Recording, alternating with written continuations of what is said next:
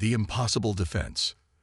The remnants of Earth's defense fleet hung in high orbit, 14 ships against an armada of over 70 alien vessels. Captain Mira Chen watched the tactical display aboard the EDS Intrepid, her expression carefully neutral despite the cold dread settling in her stomach. The Nexus Collective had swept through 3 human colony systems in less than a month, their technology so advanced it seemed almost supernatural. "Status report," Chen commanded, her voice steady despite the odds facing humanity. Commander Riza Delir, her executive officer, looked up from his station. "Not good, Captain. The Collective has formed a hemispheric blockade. Energy readings suggest they're preparing for a synchronized attack. Intelligence estimates we have less than 3 hours before they begin planetary bombardment." Chen nodded grimly. The Nexus vessels resembled massive obsidian teardrops, their surfaces unnaturally smooth and featureless, except when they opened to reveal weapons that cut through Earth's most advanced shields like they weren't even there.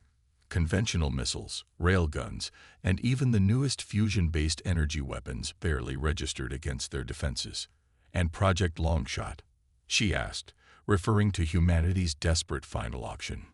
Delir's expression shifted slightly. "Dr. Nakamura reports they're ready for deployment."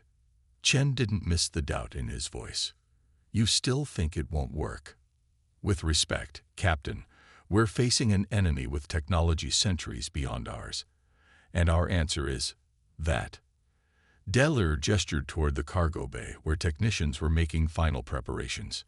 "That's precisely why it might work," Chen replied. "The Collective has counters for everything conventional we've thrown at them. They've never seen anything like this." The ship's communication system chimed. "Captain, incoming transmission from Admiral Okafor at Earth Command." The weathered face of Admiral Mkechi Okafor appeared on screen.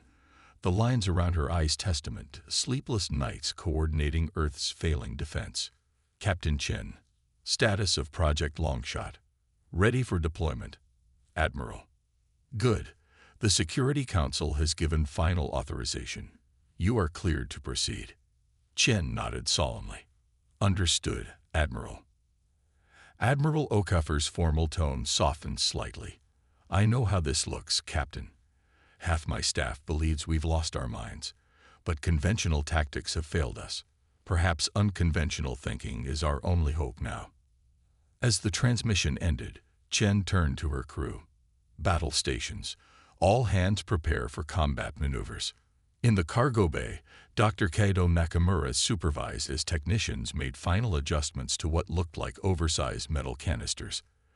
The Japanese physicist had spent decades researching fundamental physical principles, only to have his work dismissed as impractical by the scientific community. Now, those same impractical theories were humanity's last hope. "Will it work, Doctor?" Chen asked as she entered the bay. Nakamura looked up, his intelligent eyes reflecting both uncertainty and determination. "In theory, yes. In practice," he shrugged. "We've never had the opportunity to test it against Nexus technology, but the principles are sound." Chen studied the canisters, each containing thousands of what appeared to be simple metallic cubes, none larger than a sugar cube. They looked so ordinary. "That's the beauty of it," Nakamura replied with quiet pride. "Sometimes the simplest solutions are the most elegant." "And the most overlooked," Chen added. Nakamura nodded. "The Nexus Collective relies on incredibly advanced energy manipulation technology. Their shields, weapons, propulsion, all based on principles we're only beginning to understand. But these," he picked up one of the small metal cubes. "These operate on principles so fundamental, and frankly, so primitive that their sophisticated systems might not recognize them as threats at all." Chen took the cube, feeling its surprising weight. "Hard to believe our survival depends on something so small." "Size isn't everything, Captain," Nakamura said with a hint of a smile. "Neither is complexity." The ship's intercom interrupted them. "Captain to the bridge. Nexus fleet is on the move." On the bridge, the tactical display showed the alien vessels adjusting their formation, preparing for the final assault on Earth. They're moving into attack positions, Delir reported. Estimated time to weapons range, 15 minutes. Chen took her command chair, her decision already made. All ships, this is Captain Chen. Form up on the Intrepid. We're making our stand. Earth's remaining ships moved into position around the Intrepid, a pitifully small force against the looming Nexus armada. Open a channel to the Nexus command vessel, Chen ordered. A moment later, the main view screen flickered to life, revealing the alien form of Sovereign Executor Vox. The Nexus being's translucent skin glowed with internal bioluminescence, 4 compound eyes arranged in a diamond pattern above what seemed to be a breathing apparatus rather than a mouth. Human vessel, Vox's voice reverberated through the bridge, translated by the ship's computer. Your resistance is noted but futile. Surrender now, and we will preserve a portion of your species for study. Chen stood, facing the alien commander. This is Captain Mira Chen of the United Earth Defense Force. We reject your terms. We propose an alternative. Retreat from Earth space immediately or face the consequences. A series of clicking sounds emanated from the view screen. Nexus laughter. With what weapons, human? Your technology is primitive. Your defenses inadequate. Your extinction is calculated at 99.87% probability. Perhaps, Chen conceded, but you might find that humanity has a few surprises left. The transmission cut off abruptly. They're jamming communications, reported Lieutenant Petal from the communications station. Nexus vessels accelerating, Delir added. They're moving to engage. Chen took a deep breath. Deploy Project Longshot. Throughout the small human fleet, cargo bay doors slid open. Hundreds of canisters were ejected into space, propelled toward the advancing Nexus armada. Canisters away, Dr. Nakamura reported from the science station where he'd taken position. Dispersal in 20 seconds.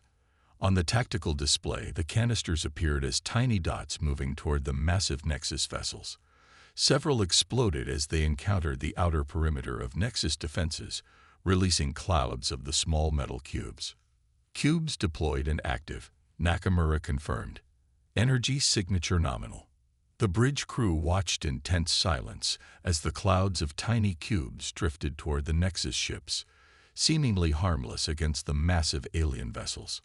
They're not even targeting them, Delir observed. Their point defense systems aren't registering the cubes as threats. Chen nodded. Just as we hoped. The first of the metal cubes made contact with the lead Nexus vessel. For a moment, nothing happened. Then sensors detected a minute power fluctuation in the alien ship. It's working, Nakamura whispered, eyes fixed on his readouts. The cubes are attaching to their hulls and beginning the cascade. More and more cubes made contact with the Nexus ships. Small energy fluctuations multiplied across the alien fleet. They're noticing something's wrong, Delir reported.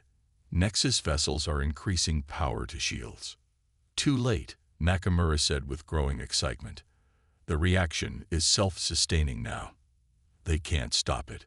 Chen watched as the tactical display showed the cubes multiplying across the surfaces of the Nexus ships, drawing power from the alien vessels themselves and using it to replicate. Incoming transmission from the Nexus command ship, Lieutenant Patil announced. Sovereign Executor Vox's face appeared again on screen, the alien's composure noticeably disturbed. What have you done, human? What are these devices? Chen allowed herself a small smile. We call them entropy cascaders, Executor. Quite primitive by your standards, I'm sure. They're based on principles my species discovered centuries ago. The Nexus commander's bioluminescence pulsed rapidly in agitation. Our sensors detect no advanced technology. These are merely metal objects. Precisely, Chen replied. Each cube contains a specially engineered crystalline structure that resonates with and absorbs energy at the exact frequencies your shields and weapons operate on. The more power you feed them, the stronger they become, and they use that energy to replicate. On the tactical display, the first Nexus vessel's shields began to flicker and fail as the cubes multiplied exponentially across its surface. Impossible, Vox declared, though the translator couldn't hide the uncertainty in the alien's voice. Such a primitive approach cannot defeat our technology. That's your mistake, Executor, Chen replied. You assumed complexity equals advancement. Sometimes the most devastating weapons are the simplest ones. The tactical display showed 3 Nexus vessels now completely covered with the replicating cubes, their weapons systems shutting down as the devices drained their power. You've doomed us all, Vox said, the alien's bioluminescence dimming. Without power containment, our core reactors will. The transmission cut off as the first Nexus vessel erupted in a brilliant flash of light, its power core destabilized by the complete energy drain. 2 more followed in quick succession. The massive alien ships reduced to expanding clouds of debris. It's working better than expected, Nakamura said, his voice a mixture of awe and horror at the destruction they had unleashed. All ships, Chen ordered, maintain position. The cascaders will continue to spread from ship to ship through the Nexus fleet. The bridge crew watched in stunned silence as the supposedly invincible Nexus armada began to disintegrate, vessel by vessel, unable to counter the simple yet devastating weapon humanity had deployed. Captain, Daler said quietly, the Nexus command ship is broadcasting on all frequencies. I think they're trying to surrender. Chen studied the tactical display, watching as humanity's desperate gambit turned the tide of a war they had been losing. Open a channel. Let's hear what they have to say. The Reckoning. Sovereign Executor Vox's image flickered on the view screen, the once imposing alien now visibly distressed as the entropy cascaders spread throughout the Nexus fleet. Behind Vox, other Nexus beings worked frantically at control stations as warning lights flashed. Cease your attack, Vox demanded, though the translation now carried a note of desperation rather than authority. Your primitive devices are causing catastrophic failures in our power systems. That was the intention, Executor, Chen replied calmly. You came to our system, destroyed our colonies, and threatened our homeworld with extinction. What did you expect? We did not anticipate. Vox paused, the alien's bioluminescence pulsing in erratic patterns. We did not believe your species capable of creating a counter to our technology. Our analysis indicated a pre-quantum civilization with no understanding of dimensional energy manipulation. Chen exchanged glances with Dr. Nakamura, who had joined her on the bridge. Perhaps you should explain how our primitive devices work, Doctor. Nakamura stepped forward. Your vessels operate on principles of quantum energy condensation, creating microscopic dimensional folds to generate and store massive amounts of power. Quite impressive, but also predictable in its fundamental signature. He held up one of the small metal cubes. These devices contain crystalline lattices that naturally resonate with and absorb the specific quantum frequencies your technology generates. The more energy they absorb, the more they replicate, using your own power against you. Vox's compound eyes focused on the small cube. Such simplicity. Our sensors were programmed to detect advanced technology, not basic physics exploits. Another Nexus vessel erupted in a blinding flash as its power core destabilized, the shock wave rocking even the distant human ships. We will deactivate the cascaders if you withdraw immediately from Earth space, Chen said firmly. Otherwise, they will continue to spread until your entire fleet is disabled. Deactivate them now, Vox demanded. We will. Consider your terms. Chen smiled coldly. That's not how negotiations work, Executor. You're not in a position to make demands. 3 weeks earlier, Dr. Kaido Nakamura had been working in his laboratory at the Tokyo Advanced Physics Institute when the first reports of the Nexus attack on Proxima Centauri colony reached Earth. As mankind's most distant settlement was reduced to ash by weapons humanity couldn't comprehend, Nakamura observed something peculiar in the sensor readings transmitted by the colony's automated systems before they went dark. The Nexus weapons and shields created distinctive energy signatures, patterns that reminded him of his research into resonance frequencies and energy transfer. Most of Earth's defense establishment focused on creating bigger guns, stronger shields, and faster ships. Nakamura took a different approach, wondering if the aliens' sophisticated technology might have a simple vulnerability. Like crystal glasses shattering when exposed to specific sound frequencies, he had explained to skeptical military officials. Even the most advanced technology must obey fundamental physical laws. Now, as Captain Chen watched the entropy cascaders spreading through the Nexus fleet, she silently thanked the scientists' unconventional thinking. "Dr. Nakamura," she said quietly, "can we selectively deactivate the devices if they agree to our terms?" Nakamura nodded. Each cascader contains a kill switch responsive to a specific electromagnetic frequency. We can broadcast it to terminate the replication process, though the energy drain will continue for approximately 12 hours before fully dissipating. Chen turned back to the screen where Vox waited. "Here are our terms, Executor. Immediate withdrawal of all Nexus forces from Earth space and a formal non-aggression pact. In return, we will deactivate our weapon and share the method for removing the devices from your vessels." Vox conferred with other Nexus beings off-screen before responding. "Your terms are acceptable. We will withdraw." Chen wasn't satisfied. "Before we proceed, there's something I need to know. Why did you attack us? What threat could humanity possibly pose to a civilization as advanced as yours?" The alien's bioluminescence shifted to a deeper hue. "We detected your quantum experiments. Your scientists have been probing dimensional boundaries, creating small tiers in space-time. Our civilization nearly destroyed itself through similar experimentation millennia ago. We deemed your species too dangerous to permit continued development." Chen looked to Nakamura, whose expression had changed to one of shock. "The Hoffman-Ruse experiments at CERN," he whispered. "They were testing theoretical micro-dimension folding, the same principle the Nexus use for their power systems. So this wasn't conquest," Chen said slowly. "It was preemptive containment. Your species shows remarkable intuitive leaps," Vox acknowledged. "You bypassed centuries of incremental development to achieve partial quantum manipulation. Our predictive models indicated you would achieve full dimensional manipulation within 50 of your years. A dangerous threshold." Chen considered this information. "So instead of warning us or sharing knowledge of safe practices, you decided to eliminate us entirely." "It is our standard protocol for emerging quantum-capable species," Vox replied matter-of-factly. "Most require centuries to develop counters to our technology." "Most?" Chen asked sharply. "How many other species have you contained?" 17 in the past millennium," Vox answered. "None developed an effective defense as quickly as humanity. None developed one so elegantly simple."